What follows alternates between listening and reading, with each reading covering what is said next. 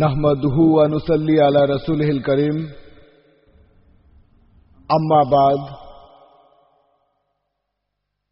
औज़ु बिल्लाहि मिनश शैतानिर रजीम बिस्मिल्लाहिर रहमानिर रहीम। भाई एवं बोनेरा, आमी मंजूर शेख आजकेर এই অনুষ্ঠানের কোঅর্ডিনেটর। আমাদের অনুষ্ঠান শুরু করছি পবিত্র কোরআন থেকে তেলাওয়াতের মাধ্যমে। জিকরা নায়েক আপনাদের সামনে সূরা আলা তেলাওয়াত করবে। জিকরা নায়েক। أيها المستمعون الكرام، السلام عليكم ورحمة الله وبركاته. اسمي ذكرى نائك، والآن أقدم أمامكم تلاوة القرآن الكريم من سورة الأعلى. أعوذ بالله من الشيطان الرجيم. بسم الله الرحمن الرحيم. سبح اسم ربك الأعلى الذي خلق فسوى والذي قدر فهدى والذي أخرج المرعى فجعله غثاء أحوى سنقرئك فلا تنسى إلا ما شاء الله إنه يعلم الجهر وما يخفى ونيسرك لليسرى فذكر إن نفعت الذكرى سيذكر من يخشى ويتجنبها الأشقى الذي يصلى النار الكبرى ثم لا يموت فيها ولا يحيا قد أفلح من تزكى وذكر اسم ربه فصلى بل تؤثرون الحياة الدنيا والآخرة خير وأبقى إن هذا لفي الصحف الأولى صحف إبراهيم وموسى صدق الله العلي العظيم. জাযাকাল্লাহ জিকরা নায়েক। এখন স্টেজে আসছে রুশদা নায়েক। রুশদা এখন কোরআন থেকে তেলাওয়াত করবে সূরা দুহা। আসসালামু আলাইকুম ওয়া রাহমাতুল্লাহি ওয়া বারাকাতুহু। আউযু বিল্লাহি মিনাশ শাইতানির রাজীম। বিসমিল্লাহির রহমানির রহিম। والضحى والليل إذا سجى ما ودعك ربك وما قلى وللآخرة خير لك من الأولى ولسوف يعطيك ربك فترضى ألم يجدك يتيما فآوى ووجدك ضالا فهدى ووجدك عائلا فأغنى فأما اليتيم فلا تقهر وأما السائل فلا تنهر وأما بنعمة ربك فحدث صدق الله العظيم. রুশদা নায়েকের তেলাওয়াত শুনলেন আলহামদুলিল্লাহ। এখন স্টেজে আসছে ফারিক নায়েক। সে একটা ইসলামিক গান গাবে। MUSLIM. 1 billion strong all year long. Pray to Allah even in Hong Kong. Can never be wrong if you read the Quran. God has never been chased since day one. Other feedback say that we lag, but they don't know all the power we have. The power we had, the power we have. So Muslim, don't you ever be sad. Take many looks, go read their books. You'll see all the facts that our friends overlook. So always be proud, you can say it out loud. I'm proud to be down with the Muslim crowd. MUSLIM, I'm so blessed to be with them. MUSLIM, I'm so blessed to be with them. Don't know about you, I know about me. I'm proud because rolling Islamically. Everywhere I see, even on TV, people talking dash about the way I be. But what they all hate is if you get great, cause you are the one with your head on straight. Don't ever frown with your head looking down. If you read the Quran, you're the best in the town. You all have doubts, say we have no clap, but within a few years, see how we've come about. Come back to the scene, the number one deen. I'm proud to be down with the Muslimin. MUSLIM, I'm so blessed to be with them. MUSLIM, I'm so blessed to be with them. জাযাকাল্লাহ ফারিক। এবারে রুশদা নায়েক আপনাদের সামনে একটি Islamic গান পরিবেশন করবে, I believe in Allah. Assalamu alaikum wa rahmatullahi wa barakatuh. I stand in the line and pray, and zakah I pay. I fast in Ramadan, cause I believe in Allah. I'm nice to my fellow men, I'm kind to my parents. My elders I respect, cause I believe in Allah.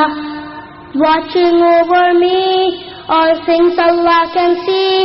I want to be sure He's happy with my deeds. He answers me in prayer, when I call He's always there. He helps me through the day. Yes, I believe in Allah. I love to hear the adhan. I love my deen Islam. I hope to go to Makkah, cause I believe in Allah. I believe in Allah. I believe. Yes, I believe in Allah. এখন রুশদা নায়েক একটা Islamic গান গাবে, talk to me about Muhammad সাল্লাল্লাহু আলাইহি ওয়াসাল্লাম। আমি দর্শকদের বলবো এই গানটার ব্যাপারে, আপনারা গানের প্রত্যেকটা কথা একটু মন দিয়ে শুনবেন। ইনশাআল্লাহ এই গানটা আপনাদের ভালো লাগবে। It would be such a pleasure to have you come along with me. I accept your gracious offer of kindness and company. But as we walk along, young man, and as you help me with the load, I have only one request. As we travel down this road, don't talk to me about Muhammad. Because of him there is no peace and I have trouble in my mind. So don't talk to me about Muhammad. And as we walk along together, we will get along just fine. I have only one request. As we travel down this road, don't talk to me about Muhammad. That man upsets me so much more than you could know. I hear of his name and reputation everywhere I go.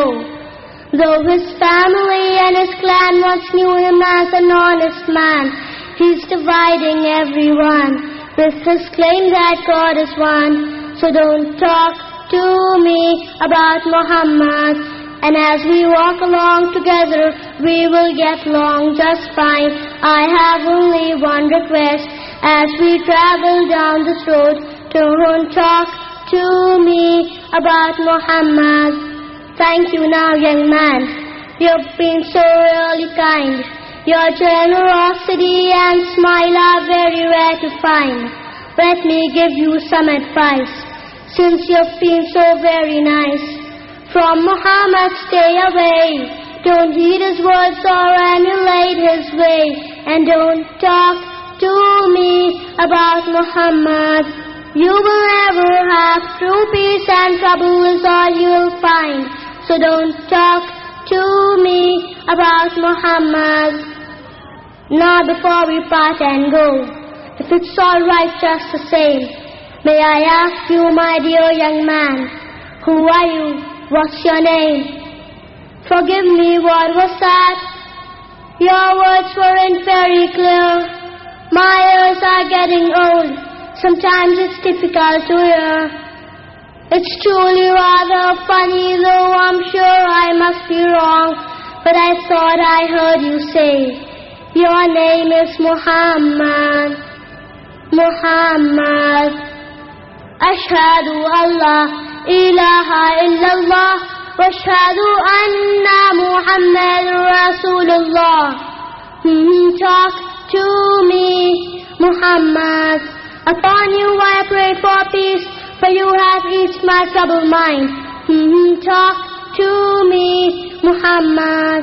And as we walk along this road, we will get along just fine. As I travel down this road, I will get along just fine.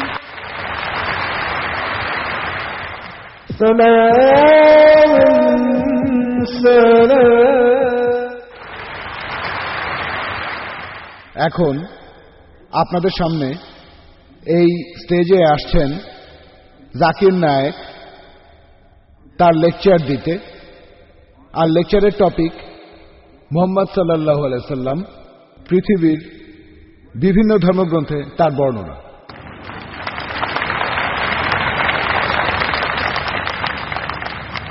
আলহামদুলিল্লাহ ওয়াসসালাতু ওয়াসসালাম আলা রাসূলিল্লাহ ওয়া আলা আলিহি ওয়া সাহবিহি আজমাইন, আম্মা বাদ। আউযু বিল্লাহি মিনাশ শাইতানির রাজীম। বিসমিল্লাহির রহমানির রহিম। মা কানা মুহাম্মাদুন আবা আহাদিন মির যালিকুম ওয়ালাকিন রাসূলুল্লাহ ওয়া খাতামুন নবী ওয়া কানা আল্লাহু বিকুল্লি শাইইন আলিমা। রাব্বিশ রাহ লি সাদরি ওয়া ইয়াসসির লি আমরি ওয়াহলুল উকদাতাম মিন লিসানি ইয়াফকাহু কাওলি। শ্রদ্ধেয় গুরুজনেরা এবং আমার প্রিয় ভাই ও বোনেরা, আপনাদের সবাইকে স্বাগত জানাই ইসলামিক সম্ভাষণে। আসসালামু আলাইকুম ওয়া রাহমাতুল্লাহি ওয়া বারাকাতুহু। আল্লাহ সুবহানাহু ওয়া তাআলার দয়া, শান্তি ও রহমত আপনাদের সকলের উপরে বর্ষিত হোক। এই লেকচার এখানে আজকের টপিকটা হচ্ছে মুহাম্মদ সাল্লাল্লাহু আলাইহি সাল্লাম, পৃথিবীর বিভিন্ন ধর্মগ্রন্থে তার বর্ণনা। অনেক লোকেরই ভুল ধারণা আছে যে ইসলাম একটা নতুন ধর্ম, যেটা পৃথিবীর বুকে এসেছে 1400 বছর আগে, আর নবী মুহাম্মদ সাল্লাল্লাহু আলাইহি সাল্লাম হলেন এই ধর্মের প্রতিষ্ঠাতা। সত্যি বলতে ইসলাম পৃথিবীতে আছে সেই সুদূর অতীত থেকেই, যখন প্রথম মানুষটা পৃথিবীতে হেঁটে বেড়াত। আর মুহাম্মদ সাল্লাল্লাহু আলাইহি সাল্লাম তিনি এই ধর্মের প্রতিষ্ঠাতা নন, তবে তিনি হলেন সর্বশেষ ও চূড়ান্ত নবী, আল্লাহ সুবহানাহু ওয়া তাআলার আল্লাহর শেষ রাসূল। তাকে পাঠানো হয়েছে সব মানুষের জন্য। আমাদের পবিত্র কোরআন বলছে, সূরা ফাতিরের 24 নম্বর আয়াতে উল্লেখ করা হয়েছে, ওয়া ইন মিন উম্মাতিন ইল্লা খালা ফিহা নাযীর। এমন কোন সম্প্রদায় নেই যেখানে আমি সতর্ককারী পাঠাইনি। পবিত্র কোরআনের সূরা রদের 7 নম্বর আয়াতে উল্লেখ করা হয়েছে, ওয়া কুল্লি কাওমিন হাদ। প্রত্যেক সম্প্রদায়ের জন্য আমি পথপ্রদর্শক পাঠিয়েছি। নাম ধরে পবিত্র কোরআনে আল্লাহ তাআলার 25 জন নবীর নাম আছে। যেমন ধরেন আদম, নূহ, ইব্রাহিম, মুসা, যিশু, মুহাম্মদ, তারা সকলেই শান্তিতে থাকুন। পবিত্র কোরআনে আল্লাহ সুবহানাহু ওয়া তাআলার 25 জন নবীর নাম উল্লেখ করা আছে। তবে আল্লাহ তাআলা কোরআনে আরো বলেছেন, সূরা নিসার 164 নম্বর আয়াতে উল্লেখ করা হয়েছে। এছাড়াও সূরা গাফিরের 78 নম্বর আয়াতে উল্লেখ করা হয়েছে, আমি আগে তোমাকে বলেছি কিছু নবীদের কথা, কিছু রাসূলদের কথা, বাকিদের কথা বলিনি। তার মানে পবিত্র কোরআনে সব নবী রাসূলের নাম উল্লেখ করা নেই। আর আমাদের নবীজি মুহাম্মদ সাল্লাল্লাহু আলাইহি সাল্লাম বলেছেন, এটা একটা সহিহ হাদিস, এটার উল্লেখ আছে মিশকাত আল মাসাবিতে 3 নম্বর খণ্ডের হাদিস নম্বর 5737, আমাদের নবীজি মুহাম্মদ সাল্লাল্লাহু আলাইহি সাল্লাম বলেছেন যে আল্লাহ সুবহানাহু ওয়া তাআলা এই পৃথিবীতে প্রায় 1,24,000 পয়গম্বর পাঠিয়েছেন। তবে নাম ধরে পবিত্র কোরআনে 25 জনের কথা বলা হয়েছে। কিন্তু এই সব রাসূল যারা এসেছেন সর্বশেষ নবী মুহাম্মদ সাল্লাল্লাহু আলাইহি সাল্লামের আগে, তারা এসেছিলেন শুধু তাদের সম্প্রদায়ের জন্য। আর তারা যে কথাগুলো প্রচার করেছেন সেই কথাগুলো মেনে চলা দরকার ছিল একটা নির্দিষ্ট সময়ের জন্য। যেসব নবী রাসূল মুহাম্মদ সাল্লাল্লাহু আলাইহি সাল্লামের আগে এসেছিলেন তারা এসেছিলেন শুধুমাত্র তাদের সম্প্রদায়ের জন্য। যেমন ধরেন ঈসা আলাইহিস সালাম, খ্রিস্টানরা যাকে বলে যীশু খ্রিস্ট, তিনি এসেছিলেন শুধু ইহুদিদের জন্য, ইসরায়েলীদের জন্য।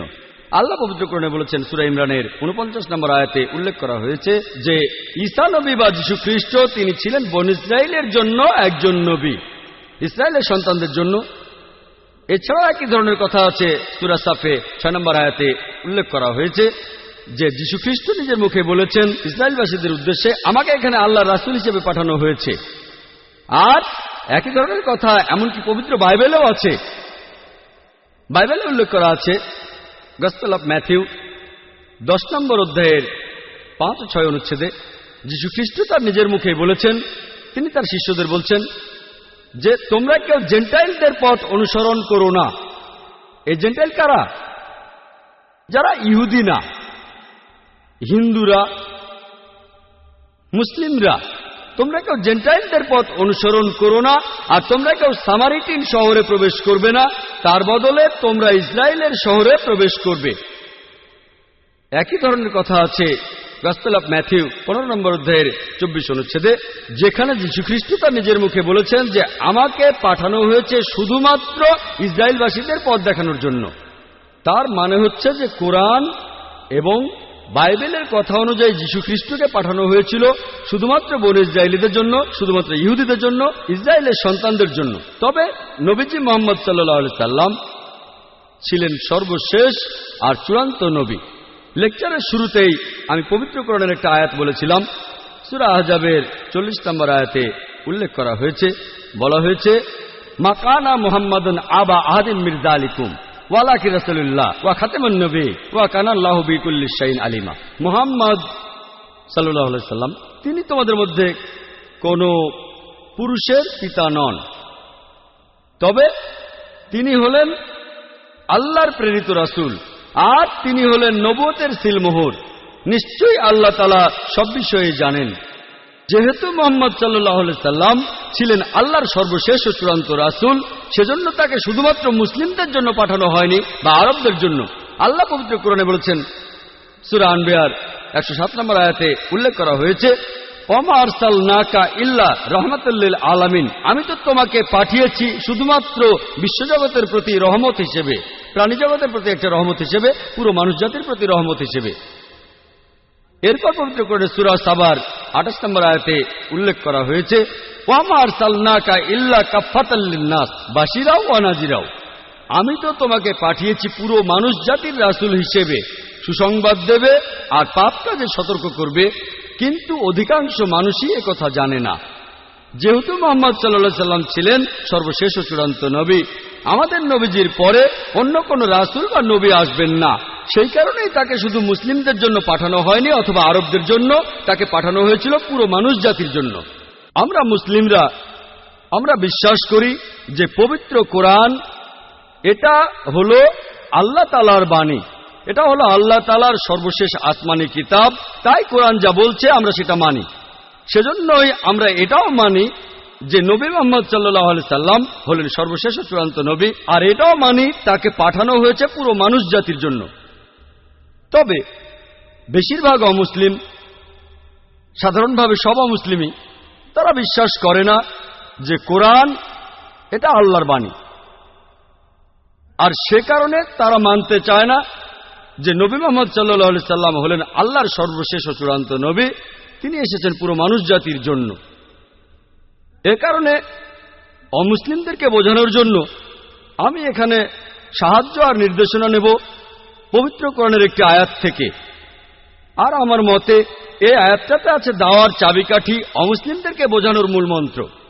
পবিত্র কোরআনে সূরা ইমরানের 64 নম্বর আয়াতে উল্লেখ করা হয়েছে, তাআলা ইলা কালিমাতিন সাওয়াইন বাইনানা ওয়া বাইনুকুম, এসো সেই কথা যাহা আমাদের এবং তোমাদের মধ্যে এক। যখন আমরা অন্য ধর্মের মানুষের কথা বলবো, সবচেয়ে ভালো পদ্ধতি যেটা পবিত্র কোরআনে বলছে, এসো সেই কথা যাহা আমাদের এবং তোমাদের মধ্যে এক।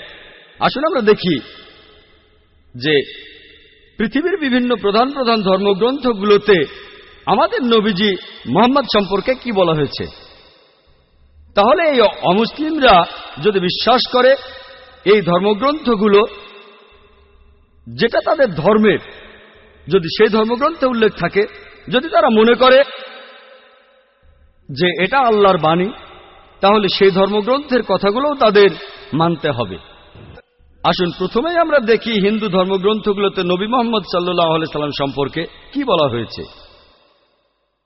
হিন্দু ধর্মগ্রন্থগুলোকে মোটামুটিভাবে ভাগ করা যায় প্রধানত দুই ভাগে, যেমন শ্রুতি আর স্মৃতি। শ্রুতি অর্থ হচ্ছে যেটা প্রকাশিত হয়েছে, যেটা সবাই বুঝতে পেরেছে, যেটা মানুষ শুনেছে। এই শ্রুতি বিভিন্ন হিন্দু বিশেষজ্ঞদের মতে প্রচলিত আছে যে শ্রুতি হল ঈশ্বরের বাণী। এটাও প্রধানত দুই ভাগে বিভক্ত, বেদ ও উপনিষদ।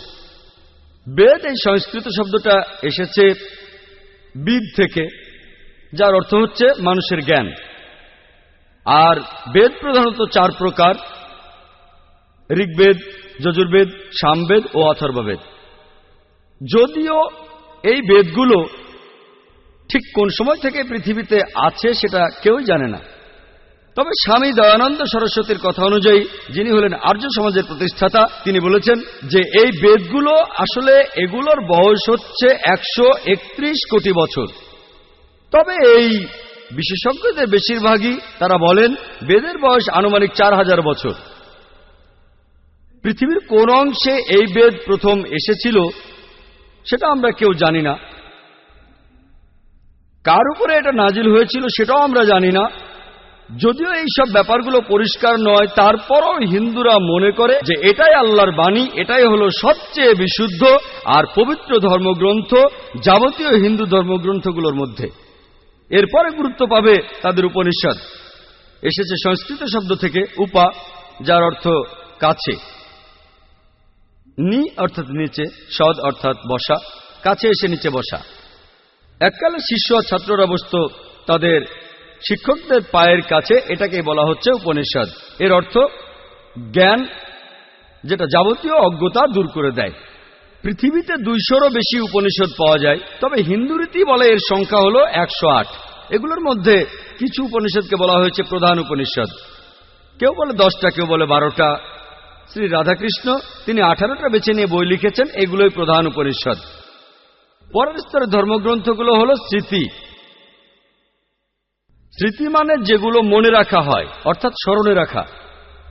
হিন্দু বিশেষজ্ঞরা বলেন এই স্মৃতি, এই গ্রন্থগুলো মানুষ লিখেছে, ঋষিরা। আর এর অবস্থান শ্রুতির পরে, শ্রুতির অবস্থান উপরে, তারপরে হচ্ছে স্মৃতি। এগুলোকে বলা হয় ধর্মশাস্ত্র, কারণ এগুলো বলে যে একজন মানুষ কিভাবে চলবে, সম্প্রদায় কিভাবে চলবে, সমাজ কিভাবে চলবে। স্মৃতির মধ্যে খুব গুরুত্বপূর্ণ হল বিভিন্ন পুরাণা। পুরাণা অর্থ প্রাচীন।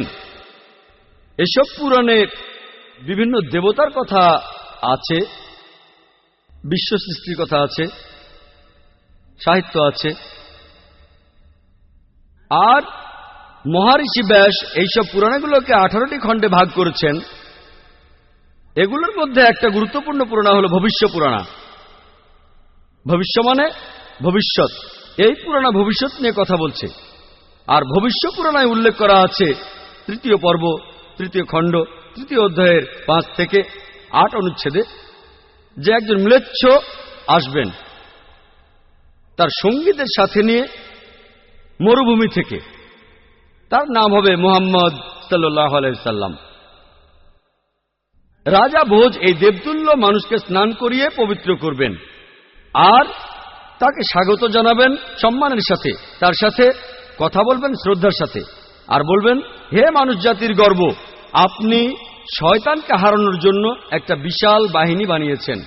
এই কথাটা ভবিষ্যৎ পুরাণ 3য় পর্ব 3য় খণ্ড 3য় অধ্যায়ের 5 থেকে 8 অনুচ্ছেদে আছে।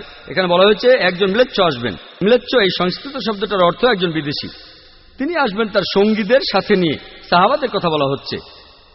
আসবেন মরুস্থল থেকে। সংস্কৃত মরুস্থল শব্দটার মানে বালিময় স্থান বা মরুভূমি। তার নাম হবে মুহাম্মদ সাল্লাল্লাহু আলাইহি সাল্লাম। রাজা ভোজ এই বিদেশীর সাথে কথা বলবেন শ্রদ্ধার সাথে, আর বলবেন, হে মানুষ জাতির গর্ব। আপনারা জানেন যে মুহাম্মদ সাল্লাল্লাহু আলাইহি সাল্লাম তিনি মানুষ জাতির গর্ব। আল্লাহ পবিত্র কোরআনে বলেছেন, সূরা কালামের 4 নম্বর আয়াতে উল্লেখ করা হয়েছে, নিশ্চয়ই তুমি সবচেয়ে মহান চরিত্রে অধিষ্ঠিত। পবিত্র কোরআনে সূরা আহজাবের 21 নম্বর আয়াতে উল্লেখ করা হয়েছে, নিশ্চয়ই আল্লাহর রাসূল মুহাম্মদ সাল্লাল্লাহু আলাইহি সাল্লাম, তার মধ্যে তোমাদের জন্য উত্তম আদর্শ রয়েছে। পুরাণ আরো বলছে যে সেই লোক তার বাহিনী নিয়ে শয়তানের বিরুদ্ধে যুদ্ধ করবে। আমরা জানি আমাদের প্রিয় নবীজি এই কাজটা করেছিলেন। এই ভবিষ্যৎবাণী একেবারে স্পষ্ট করেই বলছে মুহাম্মদ সাল্লাল্লাহু আলাইহি সাল্লামের কথা। কিছু মানুষ বলতে পারে এখানে যে ভোজ রাজার কথা বলা আছে তিনি ছিলেন 11 শতাব্দীতে, মুহাম্মদ সাল্লাল্লাহু আলাইহি ওয়াসাল্লামের জন্মেরও 500 বছর পরে। আর এই ভোজ রাজা ছিলেন রাজা শিলাবাহন এর 10ম বংশধর। এই মানুষগুলো এটা বুঝতে পারে না যে মিশরের সম্রাটদের পদবীর মতো তারা রাজাদের টাইটেল দিত ফারাও। অতীতে অনেক ফারাও ছিল, মাত্র একজন ফারাও ছিল না। তারপরে দেখেন রোমের সম্রাটদের তাদের পদবী ছিল সিজার। সিজার একজন ছিল না, অনেক সিজার ছিলেন। একইভাবে ইন্ডিয়ার রাজা, তাদের টাইটেল ছিল ভোজ। তাহলে ভোজ নামে একজন রাজা ছিলেন না, অনেক রাজাই ছিলেন। এই ভোজ রাজা ইনি কিন্তু 11 শতাব্দীর ভোজ রাজা নন, ইনি তারও অনেক আগে রাজত্ব করেছিলেন। এরপর ভবিষ্যৎ পুরাণে বলা হয়েছে 3য় পর্ব 3য় খণ্ড 3য় অধ্যায়ের 10 থেকে 27 অনুচ্ছেদে আছে, ম্লেচ্ছদের বসবাসের স্থান নষ্ট হয়ে গেছে। এখানে যে শত্রুরা আগে রাজত্ব করত, এখন সেখানে এসেছে আরো শক্তিশালী শত্রু। আমি একজন মানুষকে পাঠাবো যার নাম হবে মুহাম্মদ সাল্লাল্লাহু আলাইহি সাল্লাম। মানুষকে পরিচালিত করবেন সরল পথে।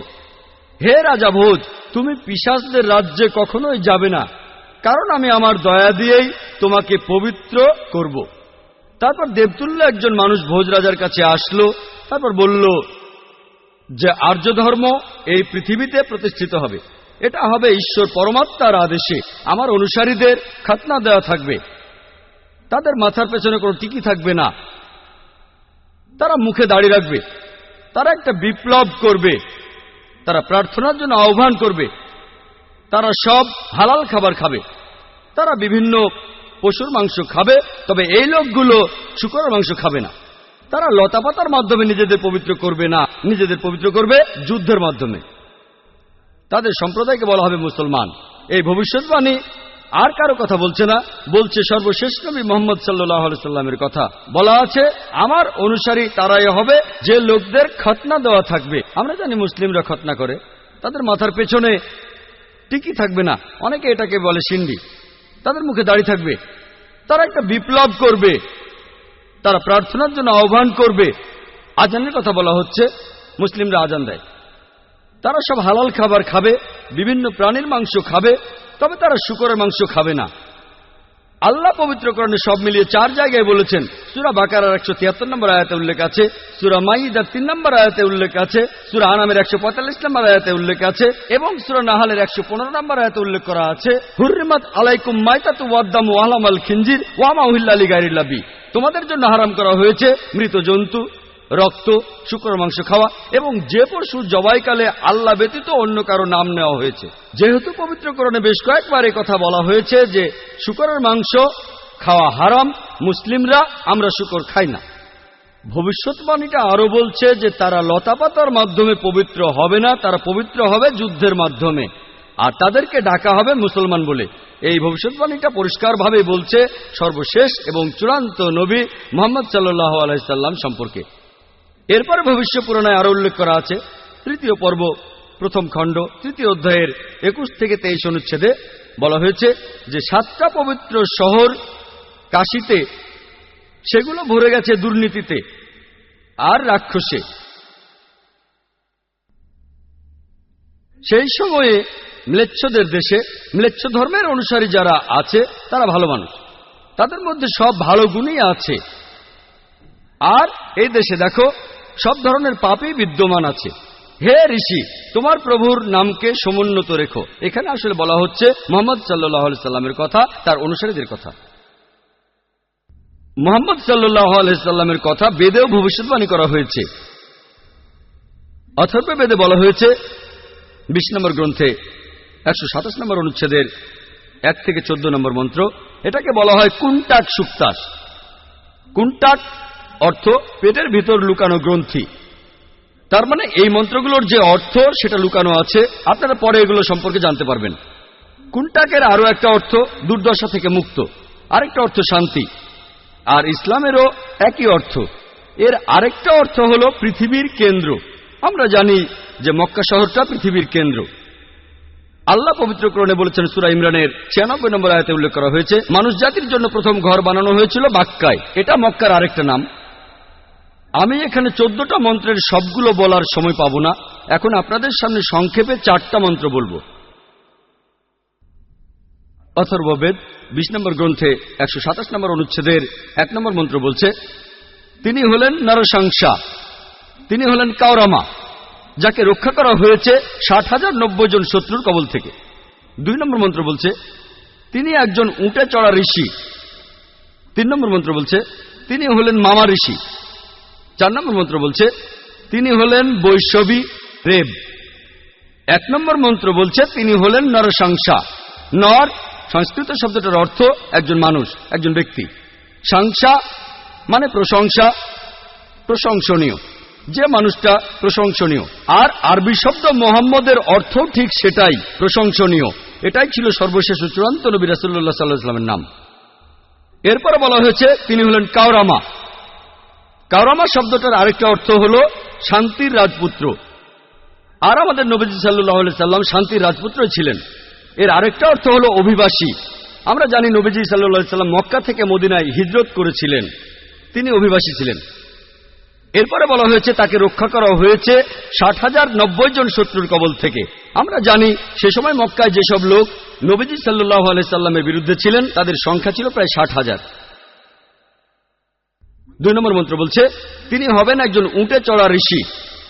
কোন ইন্ডিয়ান ঋষি অথবা ব্রাহ্মণ কখনোই উটের পিঠে চড়বেন না, কারণ উটে চড়া ব্রাহ্মণদের জন্য নিষিদ্ধ। মনুস্মৃতিতে উল্লেখ করা হয়েছে 11 নম্বর অধ্যায়ের 202 নম্বর অনুচ্ছেদে যে একজন ব্রাহ্মণ কোন উট বা গাধার পিঠে চড়তে পারবেন না।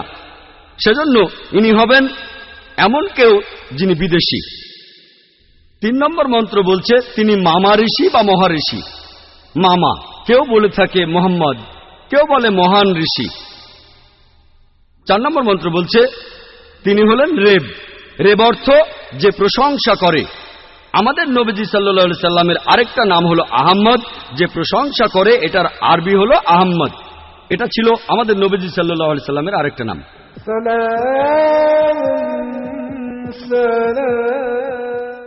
অথর্ববেদে মুহাম্মদ সাল্লাল্লাহু আলাইহি সাল্লাম সম্পর্কে আরো ভবিষ্যৎবাণী আছে। 20 নম্বর গ্রন্থে 21 নম্বর অনুচ্ছেদের 6 নম্বর মন্ত্র বলা হয়েছে, এখানে আহজাবের যুদ্ধের কথা বলা হয়েছে। আহজাবের যুদ্ধ এখানে বলা হয়েছে যে এই ঋষিকে রক্ষা করা হবে 10,000 শত্রুর কবল থেকে, আর তিনি এই যুদ্ধে বিজয়ী হবেন লড়াই না করেই। তিনি একজন কারু। এখন সংস্কৃত শব্দ কারু অর্থাৎ যে ব্যক্তি প্রশংসা করে। আরবি করলে যেটা হবে আহম্মদ, যেটা আমাদের নবীজির আরেকটা নাম। বলা হয়েছে তিনি লড়াই না করেই এই যুদ্ধে জিতবেন, অর্থাৎ আহজাবের যুদ্ধের কথা, যেখানে লড়াই না করেই মুসলিমরা জিতেছিল। আমরা জানি যে সেই যুদ্ধে শত্রুপক্ষের লোকজন ছিল প্রায় 10,000। এরপর আরো আছে অথর্ববেদে 20 নম্বর গ্রন্থ 21 নম্বর অনুচ্ছেদের 7 নম্বর মন্ত্র, যে মহান ঈশ্বর ক্ষমতাচ্যুত করবেন 20 জন রাজাকে, আর তিনি রক্ষা করবেন আবান্দুকে 60,090 জন শত্রুর কবল থেকে। সংস্কৃত শব্দ আবান্দু অর্থ হল এতিম। এই আবান্দু শব্দটার আরেকটা অর্থ হচ্ছে প্রশংসনীয়। আমাদের নবীজি সাল্লাল্লাহু আলাইহি সাল্লামের নাম মুহাম্মদ, এটার অর্থ হচ্ছে প্রশংসনীয়। তাহলে আবান্দু শব্দটার আরবি করলে হবে মুহাম্মদ সাল্লাল্লাহু আলাইহি সাল্লাম। বলা হয়েছে ঈশ্বর ক্ষমতাচ্যুত করবেন 20 জন রাজাকে। আর আমরা জানি যে তখনকার দিনে আনুমানিকভাবে মক্কাতে 20টা আলাদা গোত্র ছিল। মুহাম্মদ সাল্লাল্লাহু আলাইহি সাল্লাম সবাইকে জিতে নিয়েছিলেন। আর সে সময় যারা নবীজি সাল্লাল্লাহু আলাইহি সাল্লামের সাথে বিরোধিতা করেছিল তাদের সংখ্যা ছিল প্রায় 60,000। এই একই ভবিষ্যৎবাণীটা ঋগ্বেদেও করা হয়েছে 1 নম্বর গ্রন্থ 53 নম্বর অনুচ্ছেদের 9 নম্বর মন্ত্রে। তবে এখানে তাকে বলা হয়েছে যে সুশ্রামা। সুশ্রামা শব্দটার অর্থ যে ব্যক্তি প্রশংসনীয়, যেটা আমাদের নবীজির নামের অর্থ। নবীজির কথা ভবিষ্যৎবাণী করছে অগ্নি 64 নম্বর মন্ত্র। এখানে বলা হয়েছে যে এই ঋষি তিনি তার মায়ের দুধ পান করবেন না, তিনি মায়ের বুকের দুধ পান করবেন না। আমরা জানি যে নবীজি সাল্লাল্লাহু আলাইহি সাল্লাম তিনি মায়ের দুধ পান করেননি। আর বিবি হালিমা রাদিয়াল্লাহু আনহা তিনি ছিলেন নবীজি সাল্লাল্লাহু আলাইহি সাল্লামের দাইমা। এছাড়াও নবীজি সাল্লাল্লাহু আলাইহি সাল্লামকে বলা হয়েছে আহমদ, যিনি প্রশংসা করেন। অনেক জায়গায় আছে, উত্তর চিকে আছে মন্ত্র নম্বর 1500।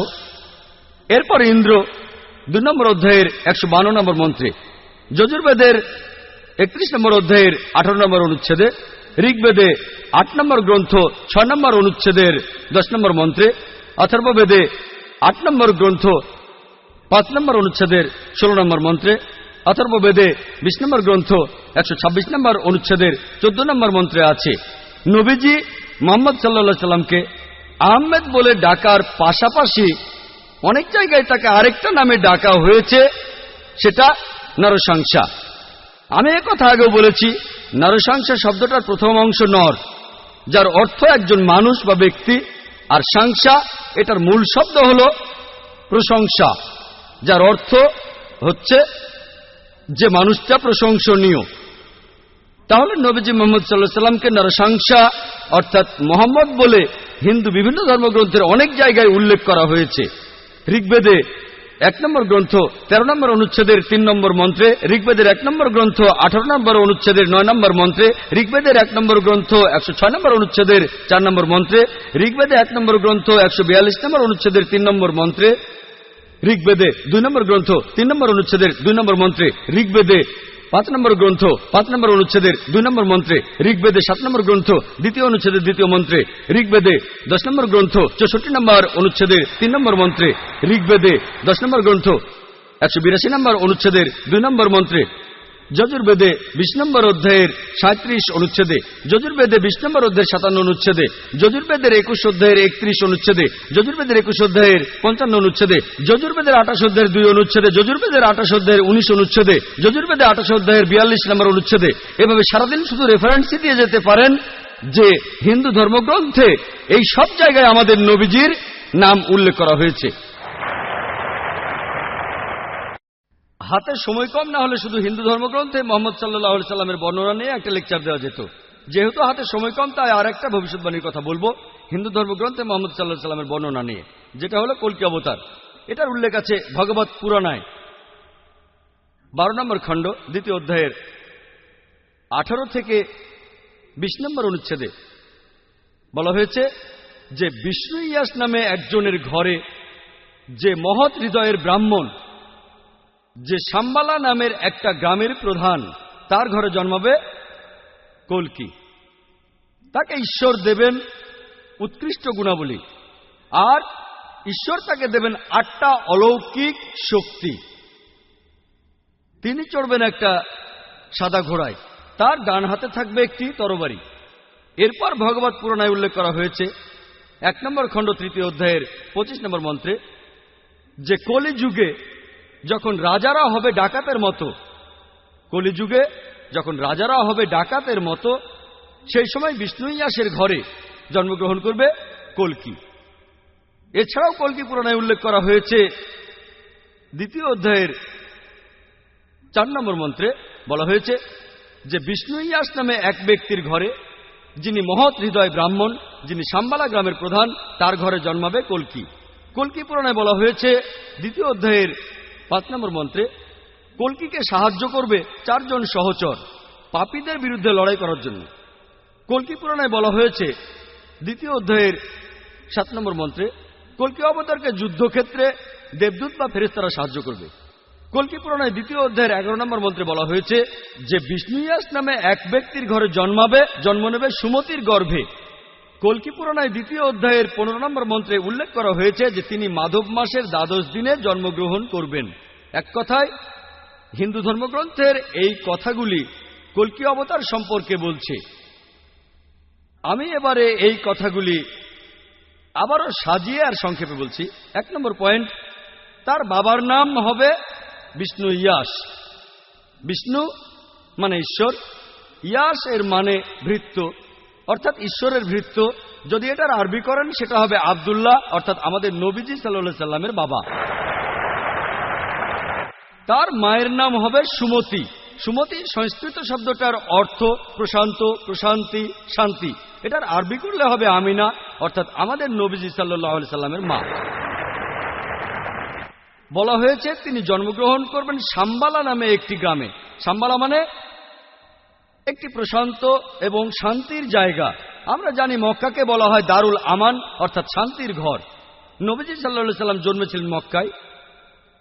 এরপরে বলা হয়েছে যে তিনি শাম্বালা গ্রামের প্রধানের ঘরে জন্মগ্রহণ করবেন। আমরা জানি যে নবীজি মুহাম্মদ সাল্লাল্লাহু আলাইহি সাল্লাম মক্কার প্রধান ব্যক্তির ঘরে জন্মেছিলেন। এরপরে বলা হয়েছে তিনি মাধব মাসের 12 দিনে জন্মাবেন। আমরা জানি যে মুহাম্মদ সাল্লাল্লাহু আলাইহি সাল্লাম রবিউল আউয়াল মাসের 12 তারিখে জন্মেছিলেন। আরো বলা হয়েছে যে তিনি হবেন শেষ ঋষি, শেষ নবী, অন্তিম ঋষি।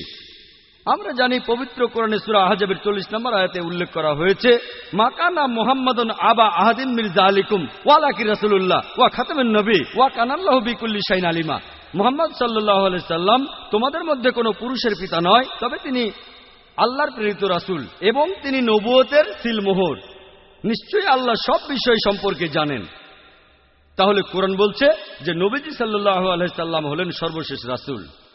এরপরে বলা হয়েছে যে এই ঋষি, এই কল্কি অবতার, তিনি তার জ্ঞান পাবেন, আলোকপ্রাপ্ত হবেন প্রথমবার সেটা রাতের বেলায় একটা গুহার ভেতরে। তারপরে তিনি উত্তর দিকে রওনা দিয়ে ফিরে আসবেন। আমরা জানি মুহাম্মদ সাল্লাল্লাহু আলাইহি সাল্লাম প্রথম ওহী তিনি পেয়েছিলেন রাতের বেলায় হেরা গুহায় জবলে নূরে।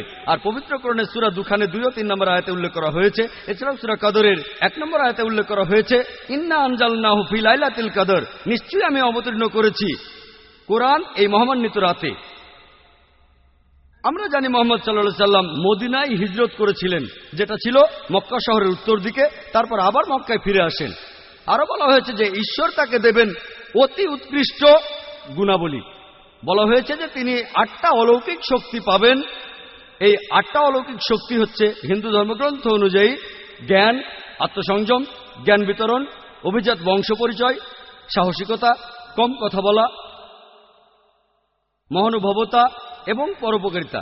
এই 8টা গুণের সবগুলোই আলহামদুলিল্লাহ সর্বশেষ ও চূড়ান্ত নবী মুহাম্মদ সাল্লাল্লাহু আলাইহি সাল্লামের ভেতরে দেখা যায়।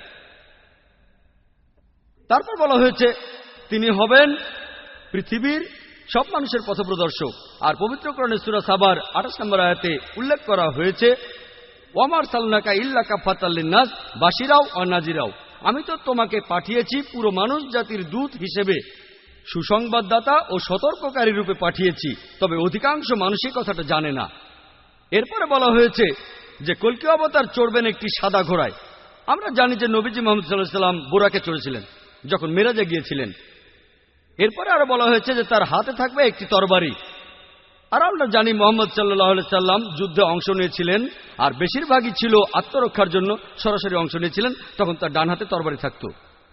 এরপর এখানে বলা হয়েছে যে তিনি অজ্ঞ লোকদের পরিচালিত করবেন সরল পথে। আমরা জানি যে মুহাম্মদ সাল্লাল্লাহু আলাইহি সাল্লাম আরবদের পথ দেখিয়েছিলেন। আরবের সেই সময়টাকে বলা হতো আয়ামে জাহেলিয়া, অর্থাৎ অজ্ঞতার যুগ। আর মুহাম্মদ সাল্লাল্লাহু আলাইহি সাল্লাম আল্লাহ তাআলার সাহায্য নিয়ে, কোরআনের সাহায্যে আরবদের নিয়ে এসেছিলেন অন্ধকার থেকে আলোতে। এরপর আরো বলা হচ্ছে তাকে সাহায্য করবে 4 জন সহচর। বলা হচ্ছে 4 জন সাহাবীর কথা, খোলাফায়ে রাশেদিন, হযরত আবু বকর, হযরত ওমর, হযরত ওসমান, হযরত আলী, আল্লাহ সবাইকে শান্তিতে রাখুন। তারপর বলা হয়েছে যে যুদ্ধক্ষেত্রে তাকে দেবদূত বা ফেরেশতারা সাহায্য করবে। আমরা জানি যে পবিত্র কোরআনের সূরা ইমরানের 123 থেকে 125 নম্বর আয়াতে উল্লেখ করা হয়েছে। এছাড়াও সূরা আনফালের 8 থেকে 9 নম্বর আয়াতে উল্লেখ করা হয়েছে যে ফেরেশতারা নবীজিকে সাহায্য করেছিল, সেটা ছিল বদরের যুদ্ধে। আর তাদের জন্য মুসলিমরা সে যুদ্ধে জিতেছিল। এখানে আমি সংক্ষেপে বললাম কল্কি অবতার সম্পর্কে, যেটা হিন্দু ধর্মগ্রন্থে বলা হয়েছে। হিন্দু ধর্মগ্রন্থে মোহাম্মদ সাল্লাল্লাহু আলাইহি ওয়াসাল্লাম সম্পর্কে বিস্তারিত জানতে চাইলে আপনারা আমার ভিডিও ক্যাসেট দেখেন এই টপিকের উপরে, যেখানে হিন্দু ধর্মগ্রন্থে নবীজির ব্যাপারে বিস্তারিত বলেছি। আসলে এবারে দেখি পার্সি ধর্মগ্রন্থে নবীজি সাল্লাল্লাহু আলাইহি ওয়াসাল্লামকে নিয়ে কি ভবিষ্যদ্বাণী করা হয়েছে। জরাথুস্ত্র তিনি হলেন এই ধর্মের প্রতিষ্ঠাতা। এটাকে আরো বলা হয় পার্সিজম। এটার উৎপত্তি হয়েছে পার্সিয়াতে এখন থেকে 2500 বছর আগে। এই পার্সিজম ধর্মটাকে আরো বলা হয় ম্যাগিয়ানিজম, অথবা যে ধর্মের অনুসারীরা অগ্নি পূজা করে। পার্সিদের যে পবিত্র ধর্মগ্রন্থ সেগুলো দশাতির এবং আভেস্তা। আভেস্তাকে আবার জেন্দ আভেস্তাও বলা হয়। দশাতির দুই ভাগে বিভক্ত, খুর্দা দশাতির ও করণ দশাতির। আভেস্তারও আবার দুই ভাগ, খুর্দা আভেস্তা ও করণ আভেস্তা। অনেকে এগুলোকে বলে জেন বা মহাজেন। আপনারা যদি এই পার্সি ধর্মগ্রন্থ পড়েন, অনেক জায়গাতে দেখবেন নবীজি মুহাম্মদ সাল্লাল্লাহু আলাইহি ওয়াসাল্লামের কথা সেখানে বলা হয়েছে। আভেস্তায় উল্লেখ করা হয়েছে আছে ফারভারদিনিয়াস্তে 28 নম্বর অধ্যায়ের 129 নম্বর অনুচ্ছেদে বলা হয়েছে তার নাম হবে জয়যুক্ত, তার নাম হবে আস্তাবেত আরেতা, তার আরো একটা নাম হবে সোসিম। বলা হয়েছে যে তাকে এখানে ডাকা হবে নামটা সোসিয়েন, তার নাম হবে আস্তাবেত আরেতা। আমরা জানি নবীজি সাল্লাল্লাহু আলাইহি ওয়াসাল্লাম যুদ্ধ জিতেছিলেন, অনেক যুদ্ধে জিতেছিলেন। আর এখানে সোসিয়েন থাকবে। ইতিহাসের বিশ্বকোষের কথা অনুযায়ী শব্দটার অর্থ যে মানুষটা প্রশংসা করেছে।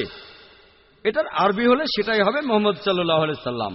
তাহলে পার্সি বিভিন্ন ধর্মগ্রন্থেও মুহাম্মদ সাল্লাল্লাহু আলাইহি সাল্লামের নাম উল্লেখ করা হয়েছে। এরপর বলা হয়েছে তিনি হবেন আস্তাবেত আরিতা। আস্তাবেত আরিতা অর্থাৎ যে ব্যক্তি প্রশংসা করে। এটা হলো নবীজি সাল্লাল্লাহু আলাইহি সাল্লামের আরেকটা নাম আহমদ। আহমেদ শব্দটার অর্থ যে প্রশংসা করে। এরপর আরো আছে জেন্দাবেস্তার জামিয়া আদি আসতে 16 নম্বর অধ্যায়ের 95 অনুচ্ছেদে যে তার বন্ধুরা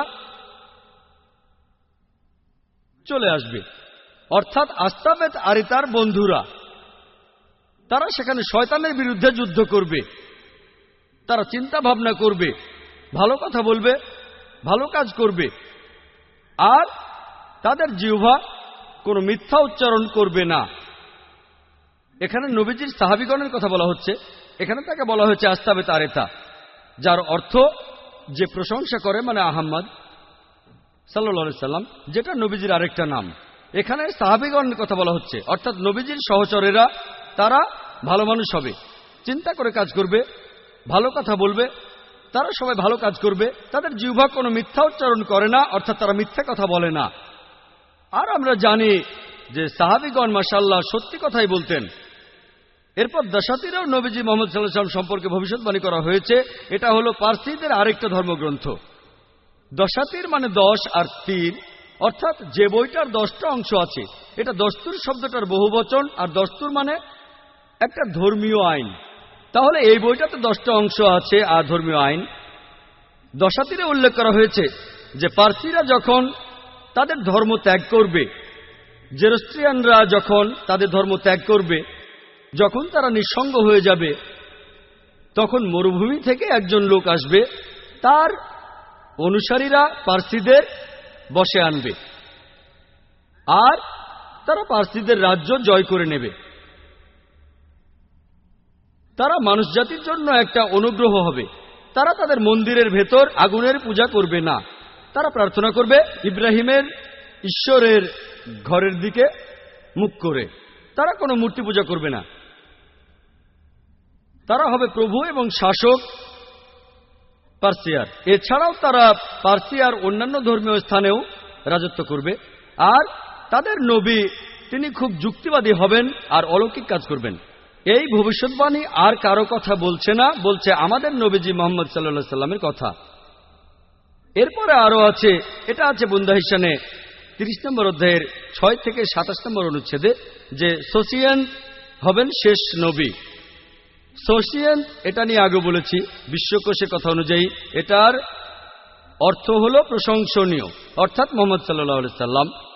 আর এখানে বলা হয়েছে যে নবীজি মুহাম্মদ সাল্লাল্লাহু আলাইহি সাল্লাম হবেন শেষ নবী।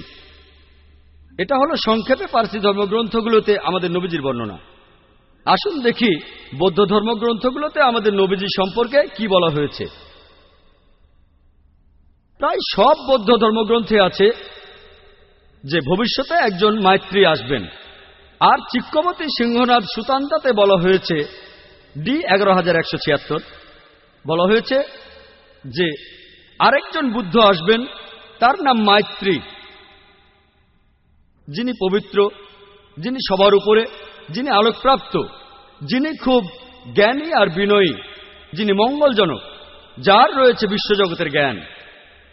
তিনি অলৌকিকভাবে যে জ্ঞান আরোহণ করবেন সেটা পুরো পৃথিবীতে প্রচার করবেন। তিনি একটা ধর্ম প্রচার করবেন যে ধর্মটা শুরুতে গৌরবময় থাকবে, চরম সময়ে গৌরবময় থাকবে, আর শেষেও গৌরবময় থাকবে। তিনি একটা জীবন দর্শন প্রচার করবেন যেটা হবে সত্য এবং পুরোপুরি সঠিক। তার সাথে কয়েক হাজার সন্ন্যাসী থাকবে, যেখানে আমার সাথে কয়েকশো সন্ন্যাসী থাকে। এই কথাটা আরো বলা হয়েছে সেক্রেড বুক অব স্টে 35 নম্বর খণ্ডের 225 নম্বর পৃষ্ঠায়। একজন মাইত্রী আসবেন যার কিছু বিশেষ বৈশিষ্ট্য আর গুণ থাকবে।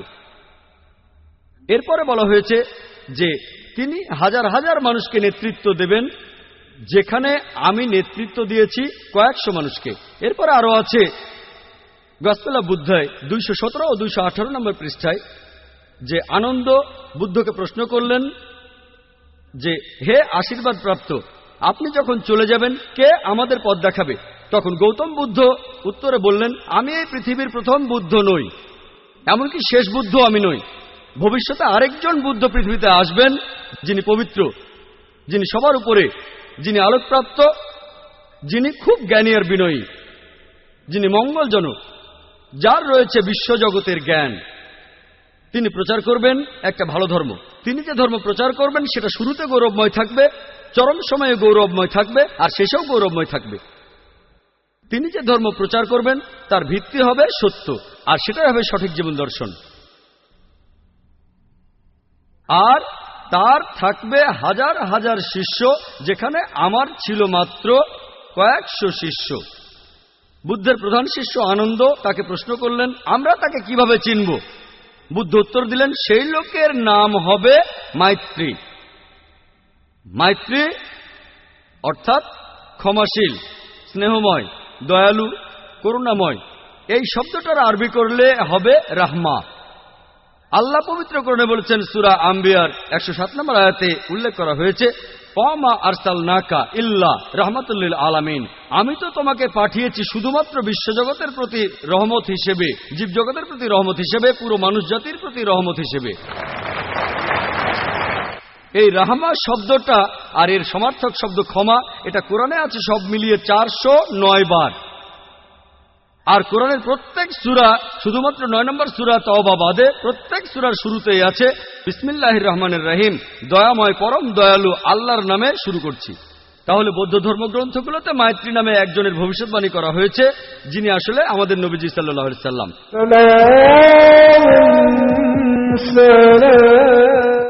বৌদ্ধ ধর্মগ্রন্থে নবীজি সম্পর্কে ভবিষ্যৎবাণী আরো অনেক আছে। আছে sacred book of the stay 11 নম্বর খণ্ডের 36 নম্বর পৃষ্ঠায়, মহাপরিনির্বাণ সুত্তা 2 নম্বর অধ্যায়ের 32 নম্বর অনুচ্ছেদে বলা হয়েছে যে গৌতম বুদ্ধের ক্ষেত্রে তার কোনো প্রকাশ্য অথবা গুপ্ত শিক্ষা ছিল না।